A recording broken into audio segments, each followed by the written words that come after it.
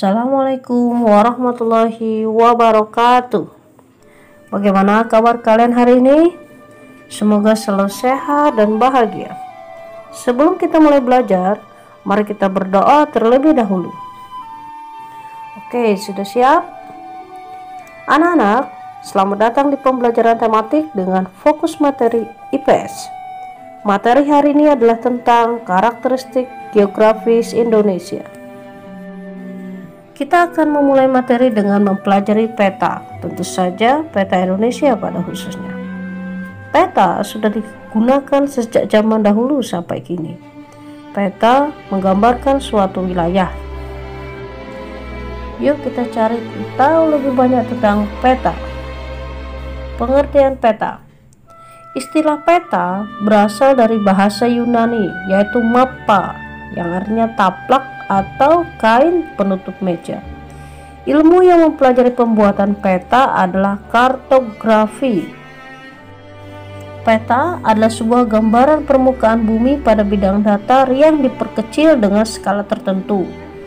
Peta umumnya dibuat dalam berbagai bentuk. Di antaranya peta konvensional atau gambar datar dan peta digital yang bisa ditampilkan pada komputer atau smartphone kalian. Dengan menggunakan peta, kita bisa melihat sebagian atau seluruh permukaan bumi atau suatu wilayah.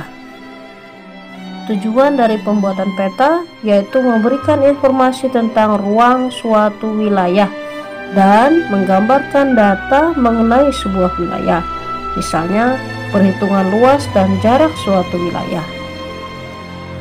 Fungsi dari peta adalah sebagai penunjuk lokasi suatu tempat di permukaan bumi. Peta juga bisa berguna untuk menunjukkan suatu arah sehingga kita tidak tersesat. Kemudian untuk memperlihatkan ukuran jarak atau luas dan arah suatu tempat di permukaan bumi. Berikutnya untuk menggambarkan bentuk-bentuk di permukaan bumi sehingga tampak jelas terlihat. Misalnya letak benua, pulau, sungai, laut, gunung, dan bentuk lainnya.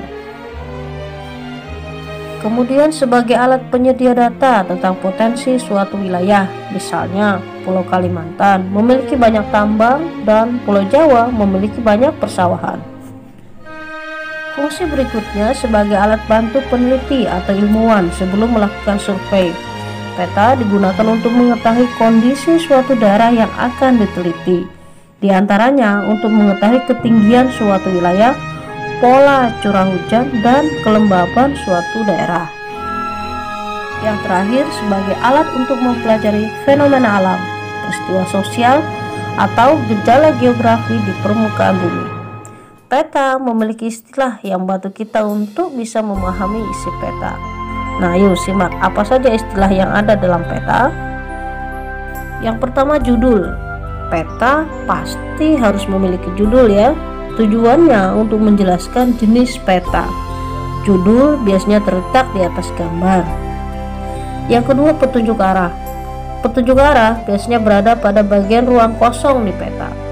Petunjuk arah berisi simbol dari arah mata angin.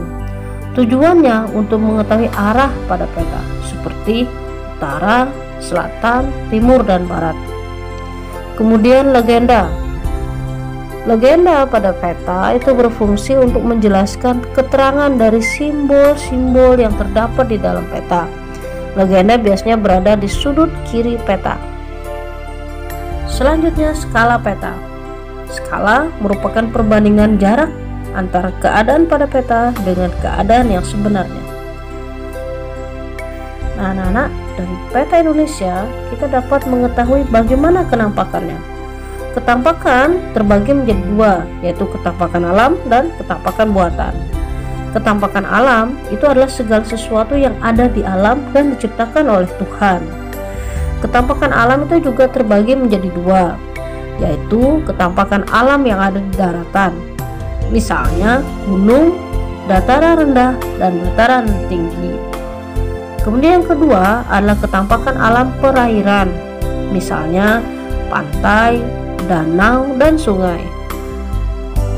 Ketampakan buatan yaitu segala sesuatu yang dibuat oleh manusia, dan bertujuan untuk memenuhi kebutuhan hidup manusia. Misalnya bendungan, pelabuhan, gedung-gedung, dan pemukiman. Pengaruh ketampakan alam terhadap aktivitas masyarakat. Ketampakan alam mempengaruhi kehidupan sosial budaya masyarakat. Kehidupan sosial budaya masyarakat yang dipengaruhi oleh keadaan alam misalnya adalah mata pencaharian penduduk. Mata pencaharian penduduk menyesuaikan dengan kondisi alamnya. Misalnya, penduduk yang tinggal di daerah pegunungan mayoritas bertani, sedangkan pada daerah pesisir pantai sebagian besar bermata pencaharian sebagai nelayan. Lalu adat istiadat. Penduduk yang tinggal di pedesaan memiliki adat istiadat gotong royong, sedangkan penduduk yang tinggal di daerah pantai memiliki adat mempersembahkan sesaji kepada dewa laut saat akan berlayar atau saat mereka mendapatkan panen yang sangat berlimpah. Selanjutnya rumah adat. Rumah adat di daerah daratan berbeda dengan yang ada di pantai. Pada daratan biasanya memiliki atap rumah yang rendah sehingga kondisi di dalam rumah menjadi lebih hangat.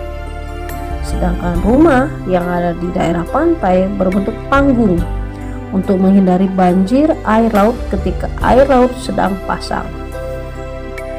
Alat transportasi. Di Pulau Kalimantan, sungainya tenang dan besar sehingga bisa dijadikan sebagai prasarana transportasi. Berbeda dengan di Pulau Jawa yang aliran sungainya lebih deras. Transportasi sungai jarang digunakan. Alat transportasi yang mungkin untuk mereka pakai misalnya adalah bis, kereta, dan lain-lain. Potensi Indonesia sebagai negara maritim dan agraris. Negara maritim adalah negara yang sebagian besar wilayahnya adalah perairan. Nah, seperti kita ketahui bersama, Indonesia memiliki luas perairan yang jauh lebih besar dibandingkan luas daratannya. Itulah sebabnya disebut sebagai negara maritim. Menurut sejarah, nenek moyang bangsa Indonesia mengalami kejayaan karena berhasil menguasai wilayah lautan.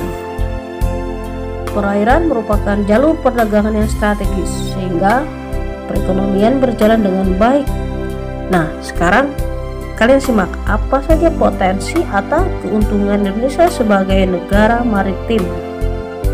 Yang pertama, jalur perdagangan yang strategis.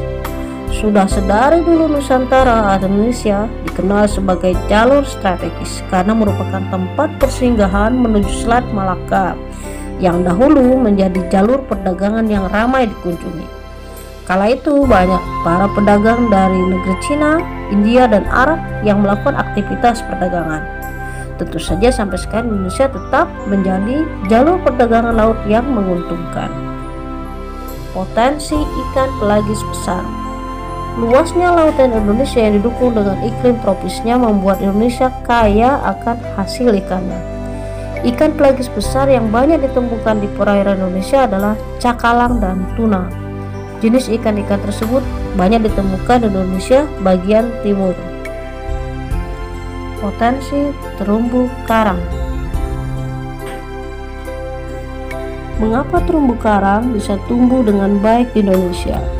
Ini dikarenakan Indonesia sebagai negara tropis memiliki suhu air laut yang hangat. Terumbu karang merupakan habitat ikan di laut. Terumbu karang di Indonesia menyimpan potensi yang sangat besar yang meliputi 2.500 jenis ikan, 1.500 jenis moluska, 1.500 jenis udang, dan 590 jenis karang. Selain sebagai rumah bagi ikan-ikan di laut, terumbu karang juga potensial sebagai objek wisata seperti misalnya diving maupun snorkeling serta berbagai inovasi lain. Panorama bawah air dengan hamparan terumbu karang pasti akan memanjakan mata para wisatawan. Potensi wisata bahari. Luasnya perairan di Indonesia membuat semakin besarnya potensi wisata bahari.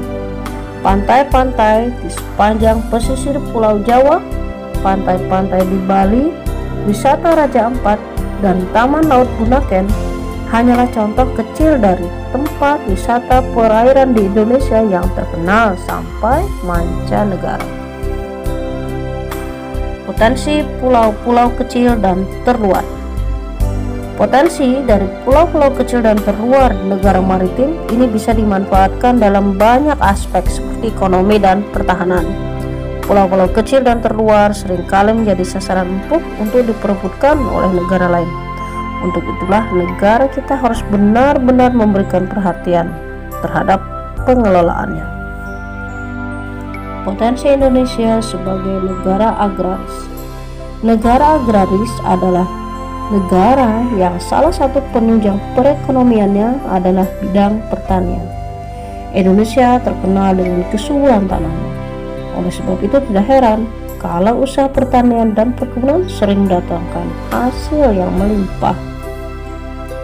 Seperti kata pepatah, gemah ripah loh jinawi. Bersyukurlah kita kepada Allah, kita lahir dan tinggal di negara yang sangat makmur dan kaya dengan sumber alam, baik di perairan maupun di daratan. Nah anak-anak, sampai di sini pembahasan kita tentang karakteristik geografis Indonesia. Terima kasih dan semoga bermanfaat. Assalamualaikum warahmatullahi wabarakatuh.